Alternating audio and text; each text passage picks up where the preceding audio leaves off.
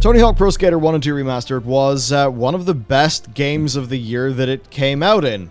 Yep. I suppose the same probably holds for the original, but either way, it was a humongous win for Activision, wasn't it? It was made, of course, by Vicarious Visions, a development studio that then would be rolled into Blizzard and then renamed Blizzard Albany. That kind of killed the next game, which, of course, was going to be Tony Hawk Pro Skater 3 and 4 Remastered, and it seems that some of the information we have on this is actually from Tony Hawk. Yeah, that's always kind of happened in the Tony Hawk game realm. It's always been him just like casually chatting to people, and this came from him speaking to he goes by Andy THPS on Twitter, and he's just the programmer for the original games. Worked on the remake as well, and honestly, I'm so pissed off with this because I think the Tony Hawk games were literally the best game of the year when they came out. I've bought the games twice. They're incredible. Played the shit out of them. They're just literally like, if you think of what the original version of the game looked like in your head when you were a kid, it's that. It is a perfect recreation by Vicarious Visions, who obviously did much the same to Diablo 2. And it was I think it was the fastest selling game of the series. The fastest to hit 1 mil. It was extremely successful. It even went to Epic first on the PC, and still hasn't come to Steam. It's Epic exclusive there. So obviously they had a lot of development paid for up front there. Released on console, great stuff. And obviously 1 and 2 were the games that people didn't play very much. It was 3 and 4 where that series got really popular. And they just went, no, sorry. We need you to work on Diablo, sorry. Sorry, Vicarious Visions. You're the people who really love this game, and you put your heart, your blood, sweat, and tears into making it, and you had plans for a sequel. No. Yeah. No. So they have plans for the sequel, like, up until the release of 1 and 2. Like, they have plans for the sequel. It's obviously. It then gets preemptively cancelled by Activision because of the changes to Vicarious Visions. That shit's just sad. And apparently then, they shopped the game around their teams, but nobody could impress management. They just kind of apparently lacked the vision for the project. There you go. So here's some quotes. The truth of it is that Activision were trying to find someone to do 3 and 4, but they just didn't really trust anyone the way they did Vicarious. So they took other pitches from other studios. And this is what Tony has said. What would you do with the title? And they didn't like anything they heard, and then that was it. That was it. He says, I wish there was some way to bring it back. I mean, who knows? Maybe when all the dust settles, we'll figure it out. You never know. I would have never imagined we were going to do 1 + 2 20 years later. So basically, I think fans are disappointed. Tony Hawk is disappointed. It's very disappointing. And it's following this being a critical and commercial success. Yeah. I would completely be like, okay, I understand Tony Hawk Pro Skater, probably a niche game nowadays because that was so I guess evocative of 90s culture and stuff. Sure, fine, it didn't sell very well, work away. But that's not what happened. It's just Activision doing the Activision thing of, that sold 1 million copies very quickly, probably sold a lot of millions. It's not billions of dollars though. We need that studio to go and save Blizzard because they're floundering because they've been trying to make $1 billion products and failing consistently. Now they need someone to go make a remake of a game. And obviously D2R wasn't exactly going to be like $1 billion product either. But it was that case of just, they had fires to put out, so they took their best firefighting team. And that's kind of the damage, where you're like, here's the developers in their absolute zone, working on what, to be a bit weird for a second, what God clearly intended for them to do. In that way, if it was a perfect match made in heaven. Tony Hawk himself is saying, I wish there was some way to bring it back. The fact that that's happening and no one's going, well, we'll find a way then. Just like, nah, whatever, it's fine. And it's just so evocative an era that I think people would be a lot happier for everything to be in.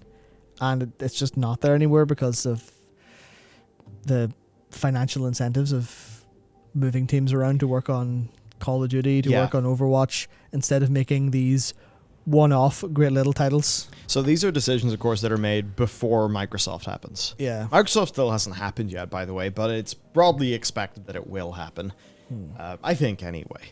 Now, it's been sort of interesting. Like, as you said, yes, they, when Cold War had difficulties, they just pulled everyone to Call of Duty. I think Vanguard also had difficulties, and obviously not as much success there. But they were just pulling studios like Toys for Bob. Oh, no, you're working in Warzone now. Sorry. Toys for Bob, Warzone. What's going on? Right? Renamed Guns for Bob. Nearly, Guns for Bob. Fuck, that's good. Nearly half of Activision's devs are working on Call of Duty.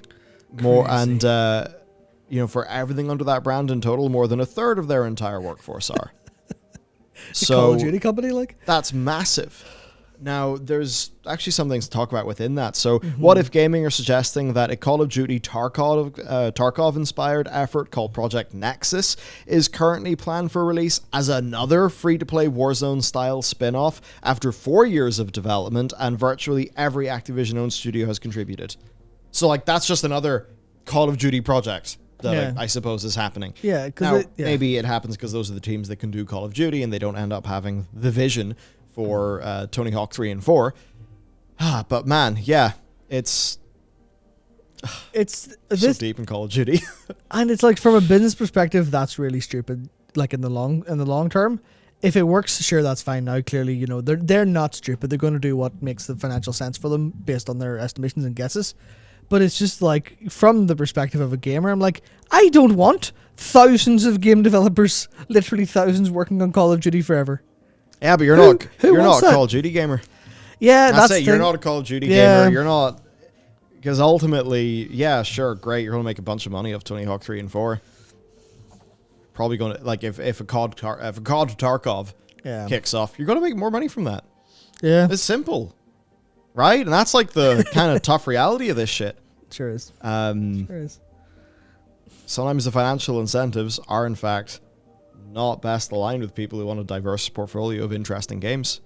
No, it's all about making live services that capture people's attention and then sell them shit. Yeah, there is one thing that I think is kind of, people don't talk about it very much when it comes to this, right? Because even we kind of gravitated away from it there. We're like, oh, well, the financial incentives of Activision, Blizzard King, and, kind of the gamer perspective. But the one thing that's not really often talked about is the developer perspective. And that's something that was brought up a little bit when Toys for Bob were basically hired out, or the same company, but they're pulled over. And that's a case of lots of reports of them losing a lot of their really good talent, because they were like, we like Crash and Spyro, we like making that style of game, not just that style of game gameplay, but that's what our artists like to draw. And now they're drawing guns or whatever. God knows what they're doing, but something along those lines. Now you're doing material work for how shiny a gun is, or a muzzle flash kind of effect, as opposed to whatever's very nice and enjoyable from the, because obviously what you work on matters, right? A game developer is not just like a unit of game developer. Yeah. Just, yes, we need 47 game developers to make this thing happen. Doesn't matter who, just anyone. So management, I treat it. Yeah, and that's the way it generally seems to be treated, which I think is it's one of those things where I think that the financial incentives make sense for games to be, make money, and then you can get more developers and make more games, stuff like that. But it just feels so short-sighted to me as a talent kind of thing as well. Where it's like, we'll have a load of developers do stuff that they don't really want to do, but we have them by the short and curlies because we're the ones who pay them. And we're paying them, reasonably well. I mean, not treating them super well, generally. Loads of crunch on Call of Duty and stuff like that. Which would probably be worse if they didn't have other studios come in to help. Because it's just like, oh no, we don't have any other developers to help you, so you have to do all the work yourself.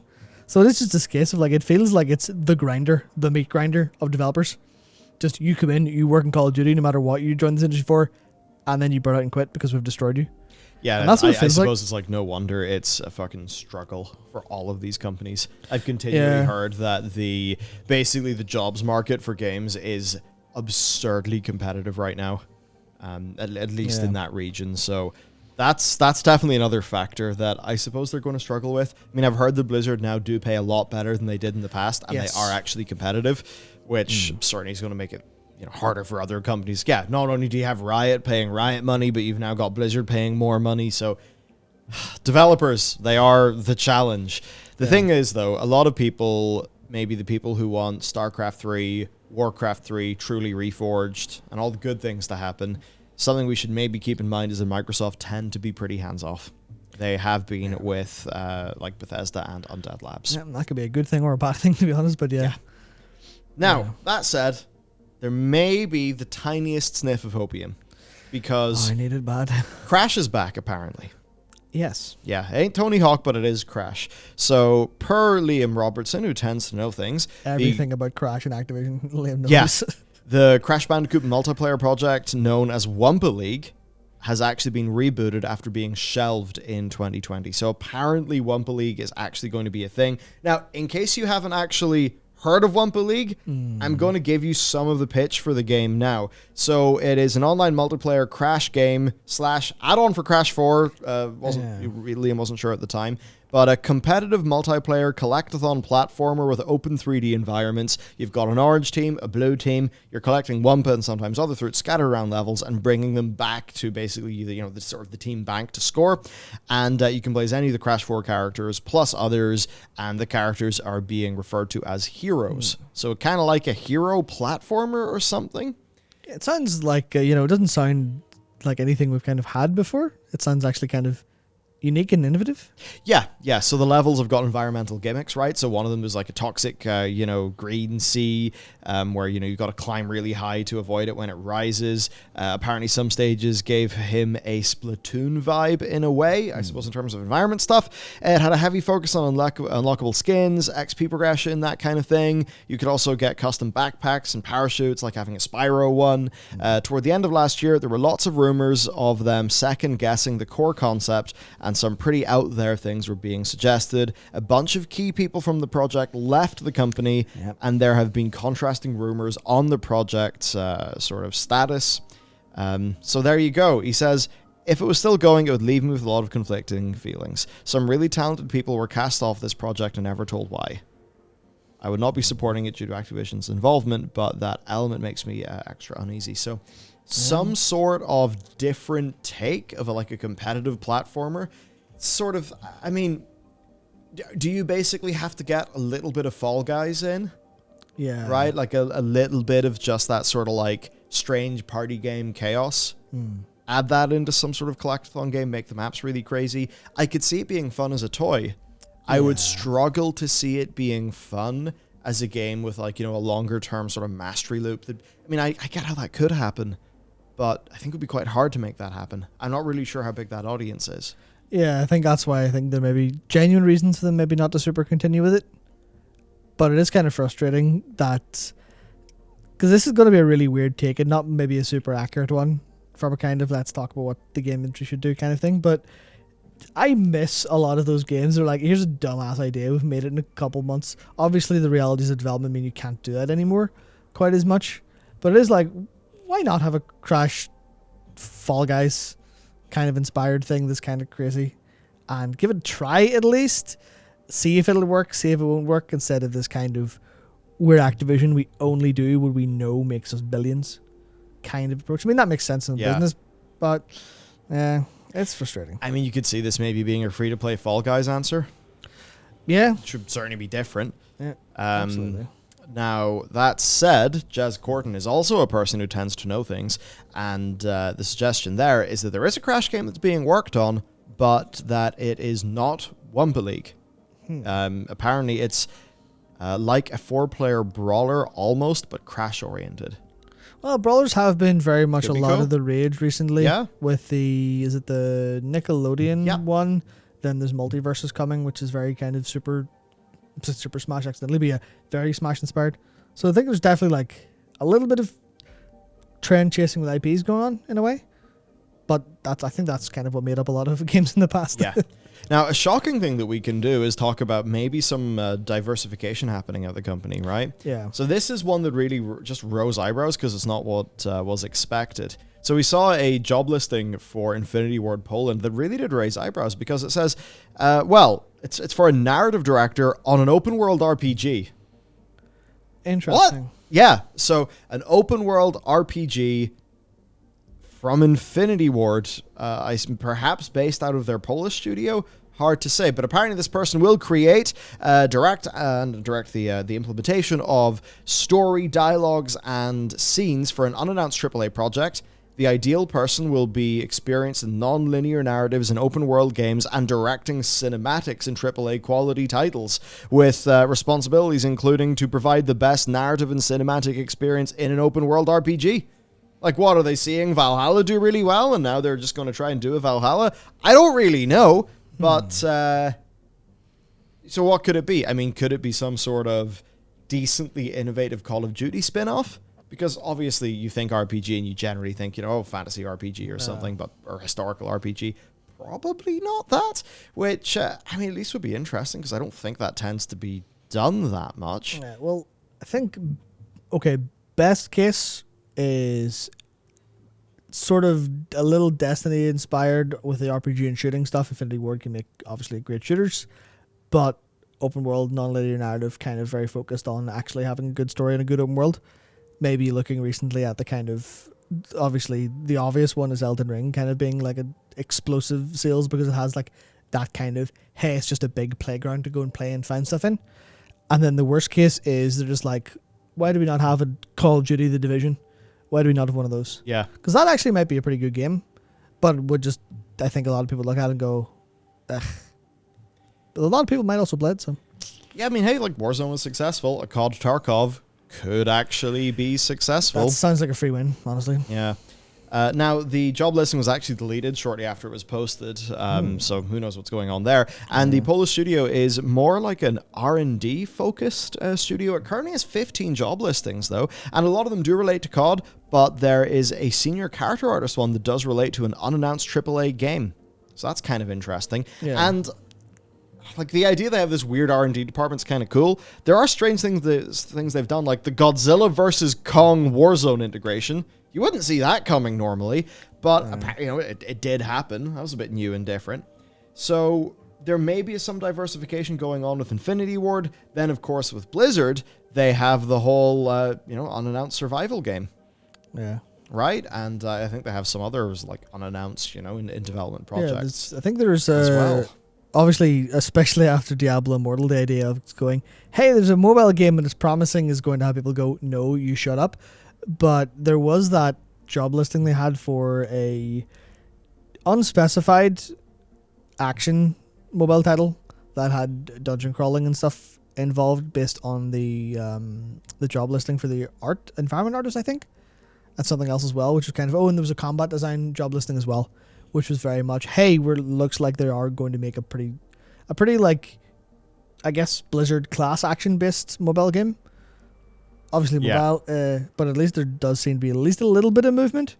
But now I think about it, it kind of makes a little sense that they would want to diversify a little bit after seeing what's happened to Vanguard. And I think that they're looking at Warzone versus Apex, are going, okay, maybe we need a couple more baskets for eggs.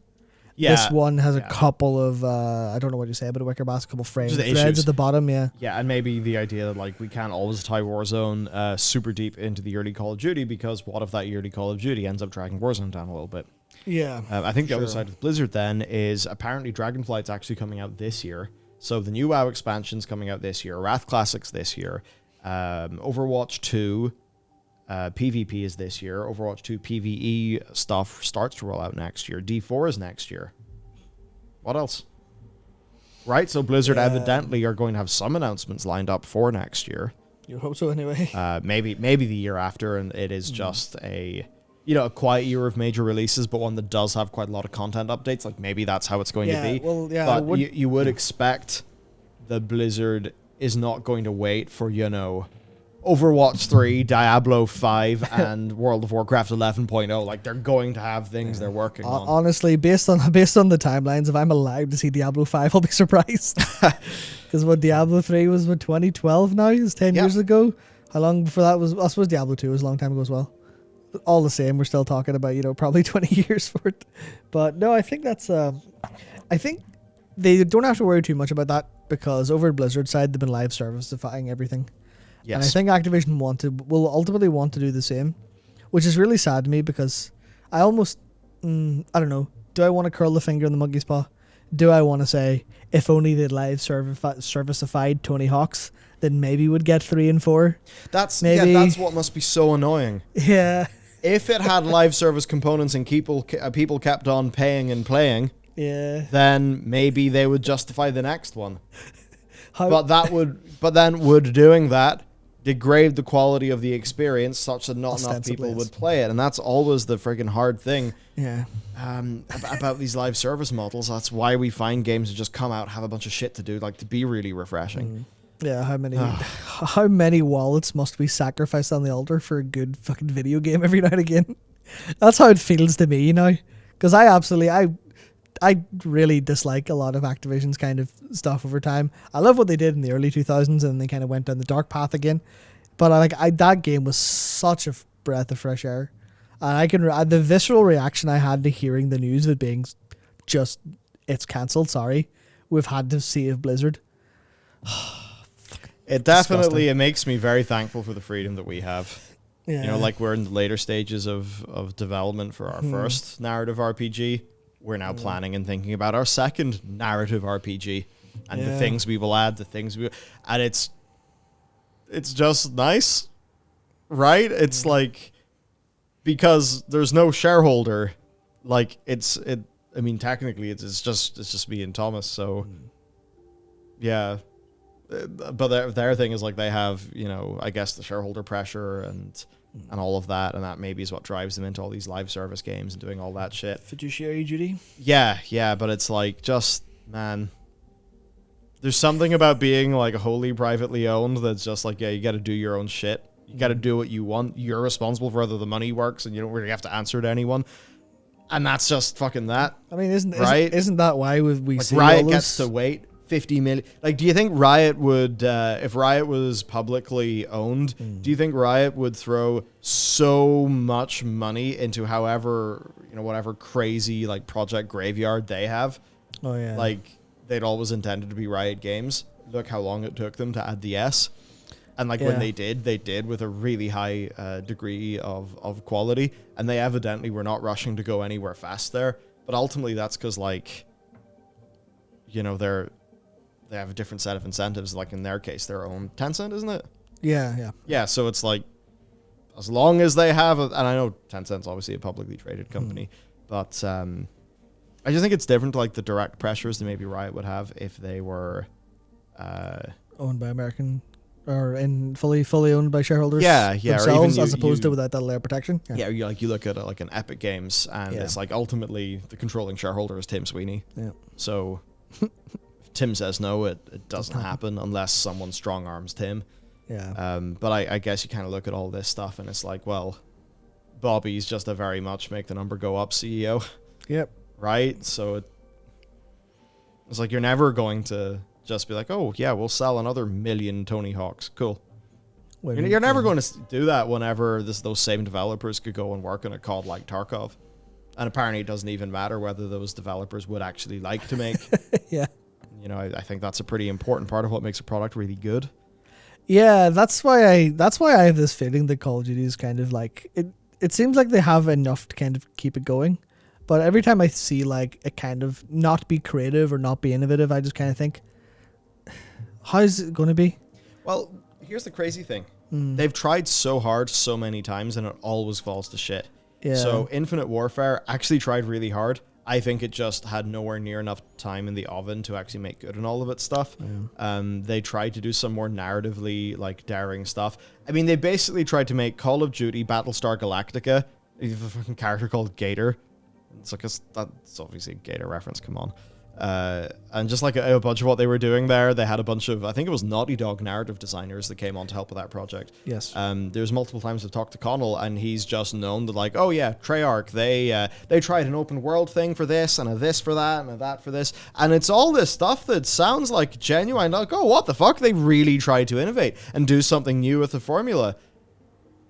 But the ticking time bomb always just happens, and they have to smoosh it into either a standard COD campaign, or in the case of Black Ops 4, no campaign.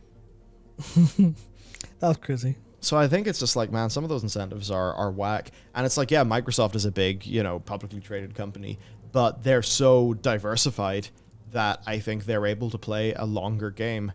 Whereas with Activision, it's like you're a publicly traded company. You're also not diversified.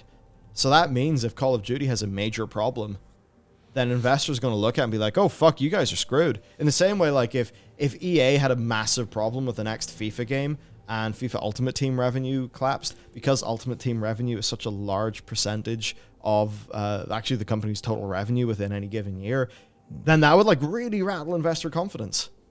Yeah. So like they have investors who are trained to care about Call of Duty, trained to care about FIFA Ultimate Team. Like one of the things that made Amazon a company that was successful was Bezos' ability to basically convince investors, no, we're going for growth. We're not going for profit right now. Yeah. And that's the sort of long-term outlook that allows you to make an Amazon that obviously a lot of criticisms for Amazon, but it is a wildly successful company. Nobody can really deny that. Maybe not by working conditions, but, the beans come in. Whereas here, it's like if everything has to be Call of Duty Rush and all the eggs are in the Call of Duty basket, and I guess rather than diversify what Activision does, it's, acquiring King. Yeah. So there you go. That's basically the situation. Right, man. Tony Hawk 3 and 4, gone.